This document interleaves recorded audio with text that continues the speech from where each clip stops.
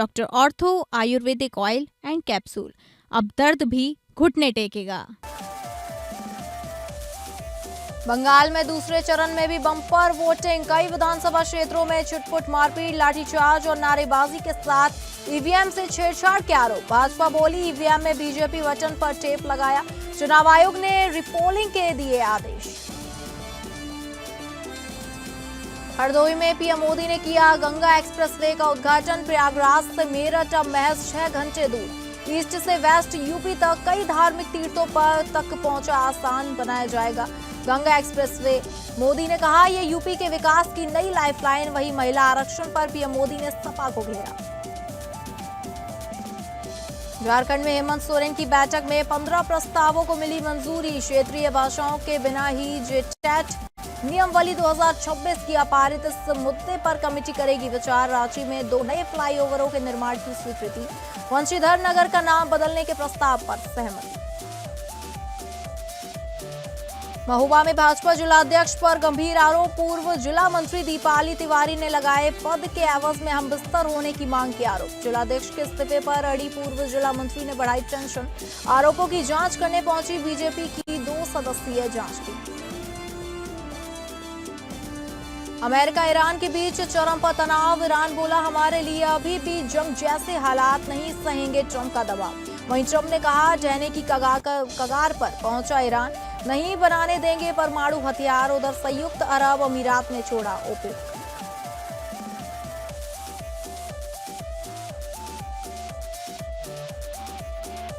नमस्कार, आप सभी का स्वागत है और मैं हूं आपके साथ अंकिता सिंह। बुलेटिन की शुरुआत करेंगे जहां पश्चिम बंगाल में सेकेंड फेज की 142 सीटों पर वोटिंग संपन्न हो गई है। छिटपुट घटनाओं के बीच मतदान शांतिपूर्ण रहा।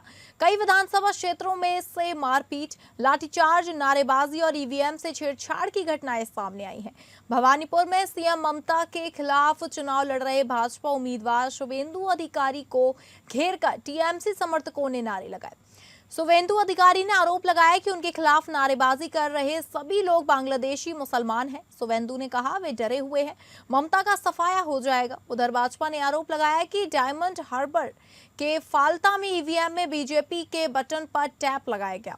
आरोपों पर चुनाव आयोग ने कहा कि जिन मतदान केंद्रों पर ईवीएम में टेप मिलने की शिकायत सही मिली तो वहां दोबारा चुनाव होंगे। चुनाव आयोग के सूत्रों के मुताबिक जहां भी ईवीएम के साथ छेड़छाड़ की गई, किसी पार्टी की बटन ब्लॉक हुई तो उन बूथों पर दोबारा वोटिंग होगी। बंगाल के मुख्य निर्वाचन अधिकारी मनोज कुमार अग्रवाल ने कहा कि जिन मतदान केंद्रों पर ईवीएम में काले या सफेद टेप मिलने की शिकायत मिली है वहां दोबारा मतदान यानी कि रीपोलिंग कराया जाएगा। उन्होंने कहा कि अगर किसी एक विधानसभा क्षेत्र में बड़ी संख्या में बूथों पर ऐसी शिकायतें सामने आती हैं तो पूरे विधानसभा क्षेत्र में ही दोबारा मतदान कराया जाएगा। बांग्लादेशी मुसलमान मुझे देख के उनका वोटर लिस्ट से नाम चला गया ना, इसलिए थोड़ा बांग्लादेश का जो मुसलमान का स्लोगन है जय बांग्ला कर रहा था। मैं काफी 15 मिनट तो अलाउ किया, बोलने दीजिए कैमरा में। इसमें तो मेरा 10,000 वोट बढ़ गया ना। हिंदू जाग चुका है, सब हिंदू तांता लगा रहा है, बोले हमारी हिंदू भाई के ऊपर अत्याचार कर रहा है मुसलमान लोग। हम लोग को पहले वोट दे देना चाहिए हिंदू भाई को, मेरा तो फायदा ही हुआ। নির্বাচন কর্তৃপক্ষকে আমার তরফ থেকে thank you very much for great success and এইবারের ইলেকশনটা খুবই ভালো হবে। I am very sure about.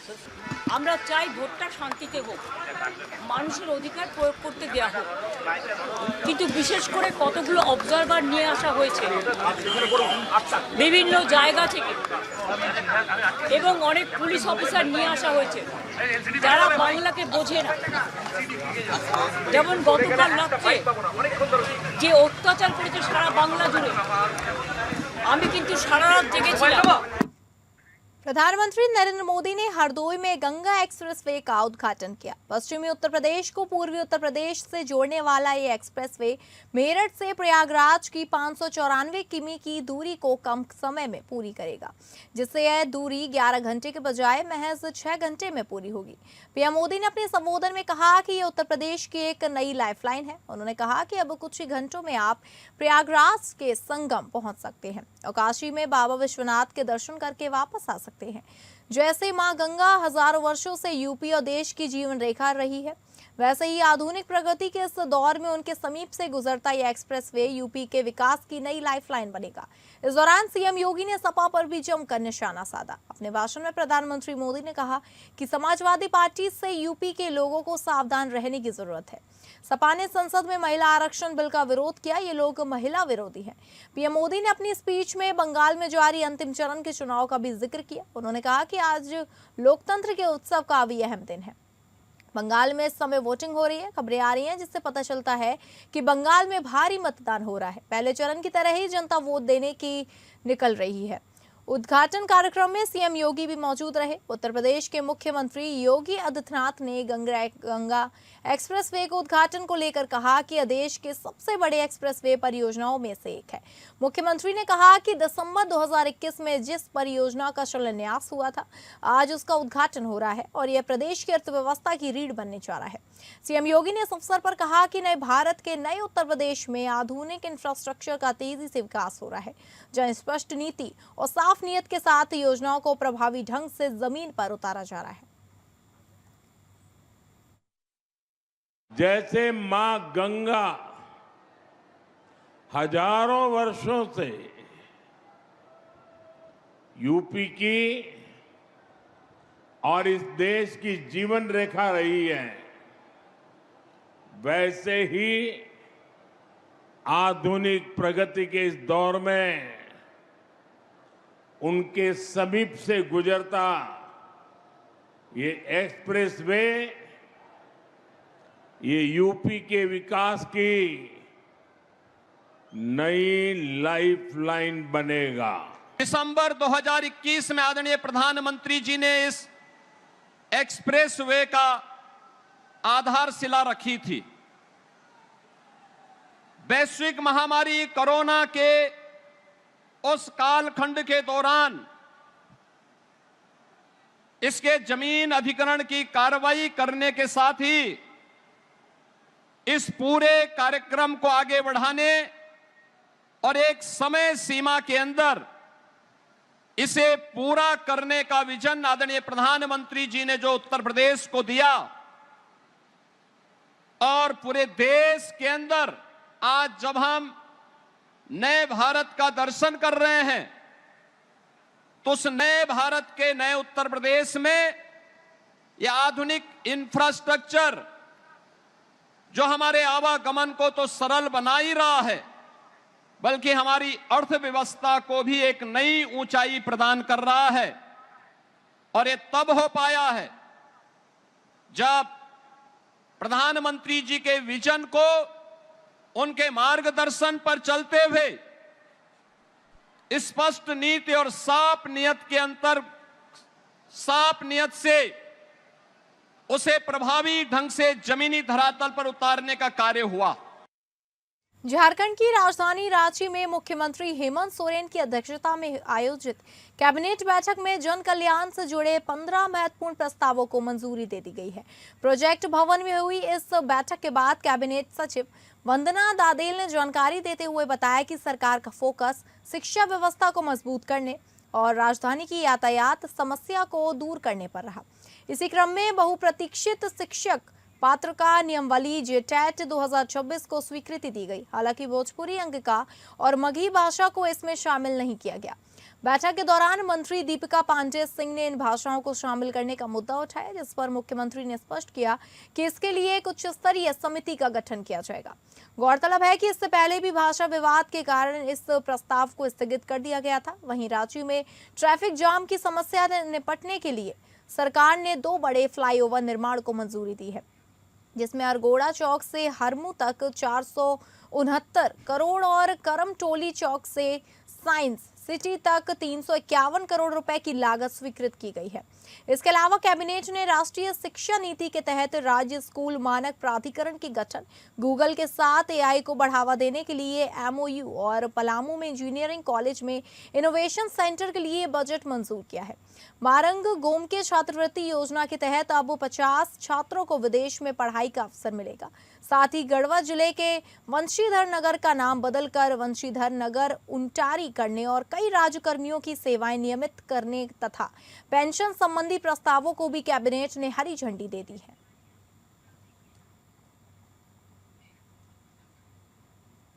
Ranchi के धुर्वा स्थित झारखंड मंत्रालय को मंगलवार की शाम कैबिनेट की मीटिंग खत्म होने के बाद जैसे ही राज्य के मुखिया यानी सीएम हेमंत सोरेन बाहर निकलकर मीडिया के बीच पहुंचे, वहां इस बात की चर्चा शुरू हो गई कि मुख्यमंत्री बिना अपने कारकेट यानी काफिले के ही झारखंड मंत्रालय पहुंच गए। ऐसे में पत्रकारों द्वारा उनसे बातचीत में इसकी वजह जानने की कोशिश की गई तो जवाब में उन्होंने ये कहा कि क्या आप लोग मुझे आम आदमी नहीं समझते हैं। वहीं प्रोटोकॉल का हवाला देकर मुख्यमंत्री ने कहा कि आम आदमी हमेशा आम आदमी ही होता है और ये कोई नया नहीं है।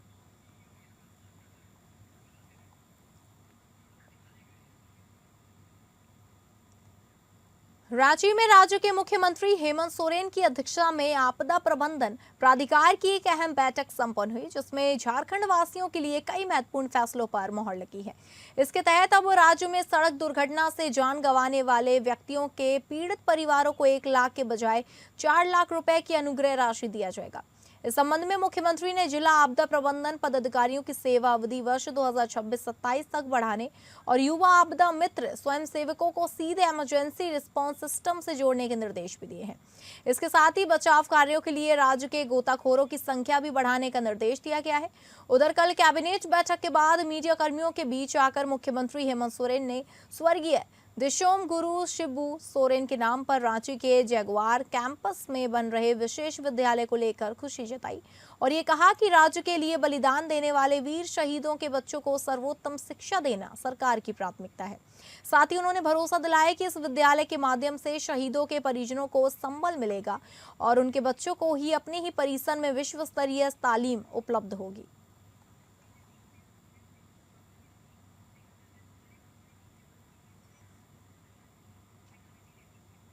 उत्तराखंड के मुख्यमंत्री ने नारी वंदन अधिनियम पर बात करते हुए कांग्रेस पर हमला बोला है।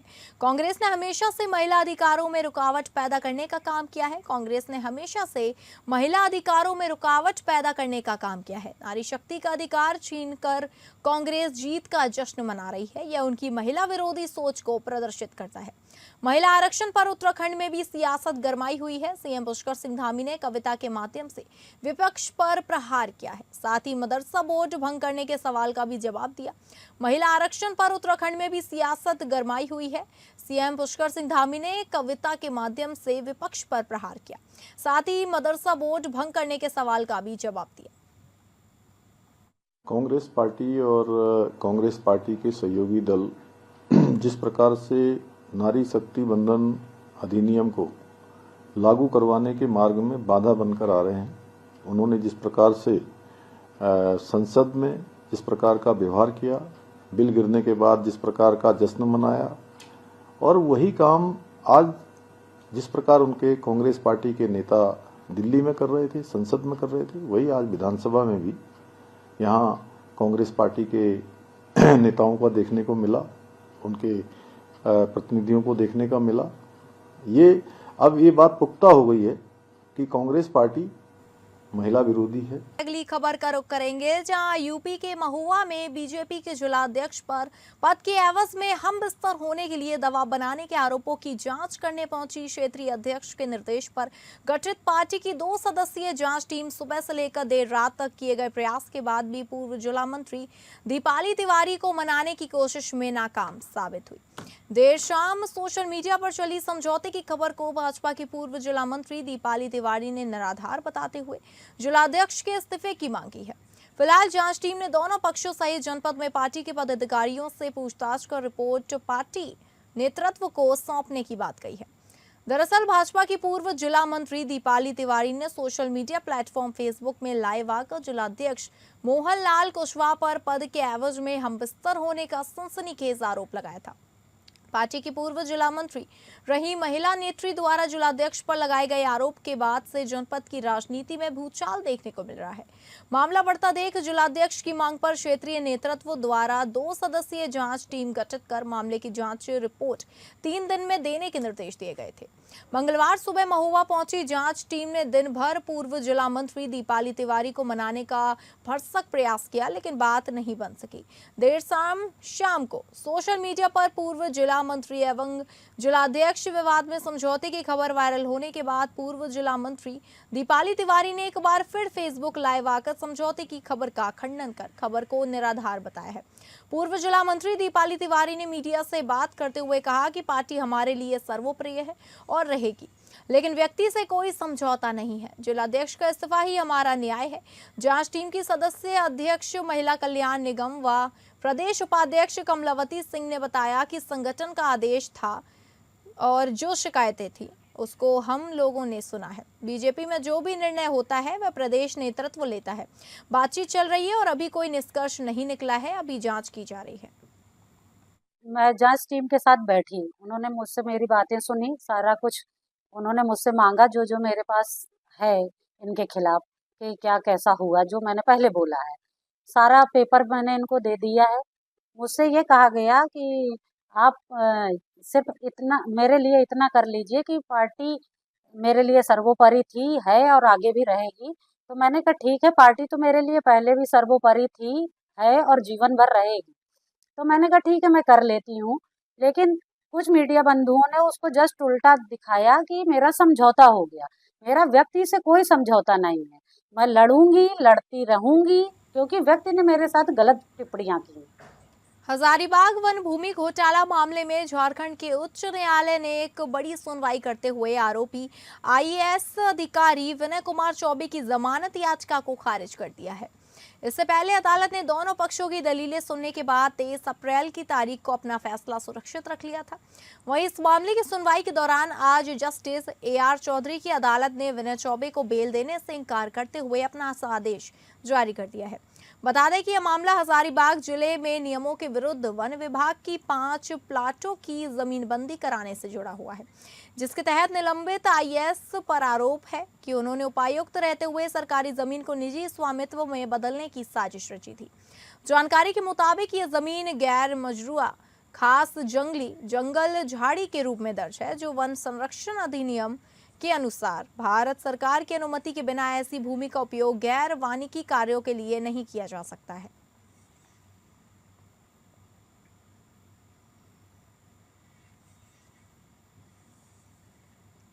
कानपुर के फूलबाग स्थित नाना राव पार्क में करोड़ों की लागत से बना स्विमिंग पूल अब तक चालू न होने पर समाजवादी पार्टी के विधायक अमिताभ बाजपेयी ने अनोखा विरोध प्रदर्शन किया।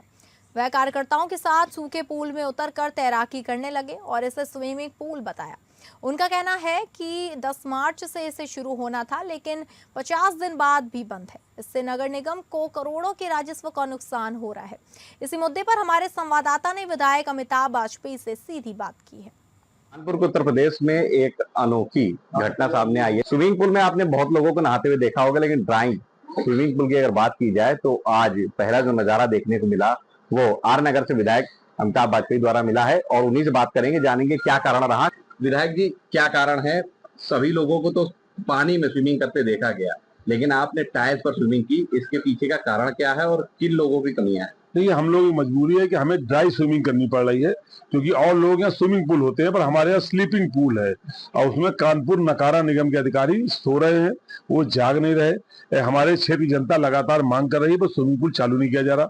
ये जब पुराना स्विमिंग पूल था तो भी हर वर्ष होली के तुरंत बाद चालू कर दिया जाता था, समारोह पूर्वक चालू किया जाता था। बाकायदा विधायक को, पार्षदों को बुलाया जाता था, उसकी घोषणा करके चालू करते थे। जब ये नया स्विमिंग पूल बना, 15 करोड़ रुपए लगाया गया, नया स्विमिंग पूल बनाया गया, उसके बाद से लगातार चालू करने में हिलावाली करी जाती है।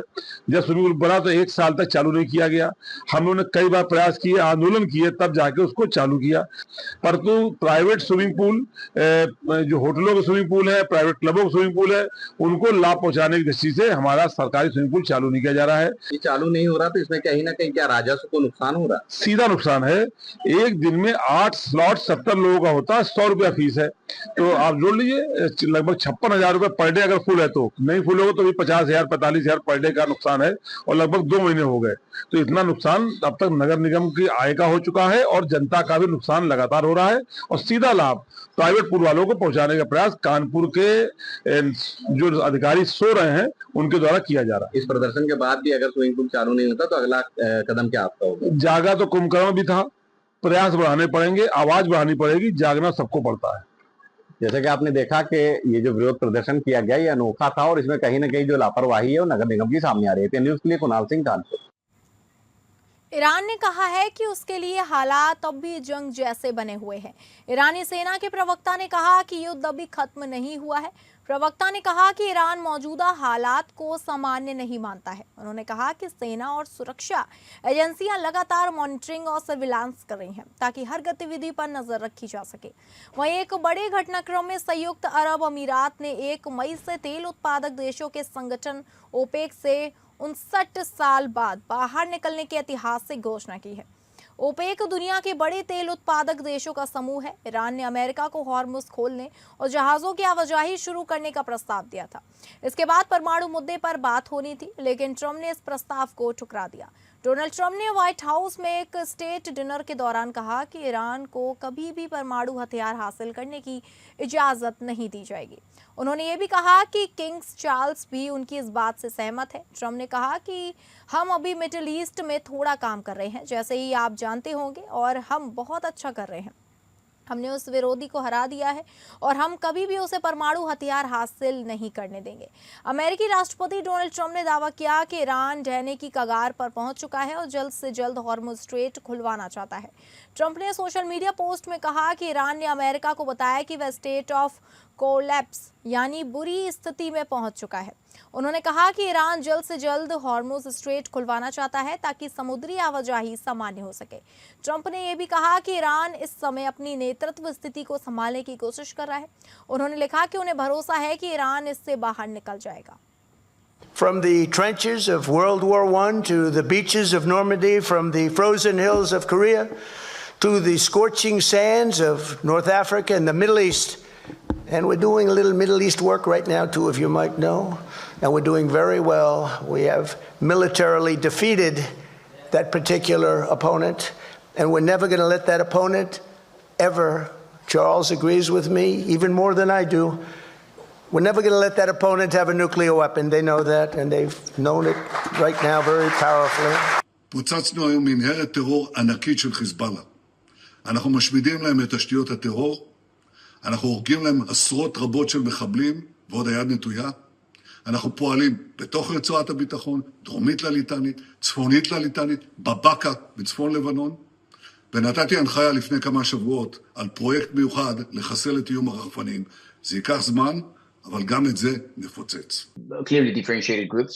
On the one hand, we have Saudi Arabia, Pakistan, Egypt, and Turkey, which are, forcing themselves as the energy the security leaders in the region. And on the other hand, as you correctly mentioned, you have the UAE, which is with close links with India, Israel, and the US.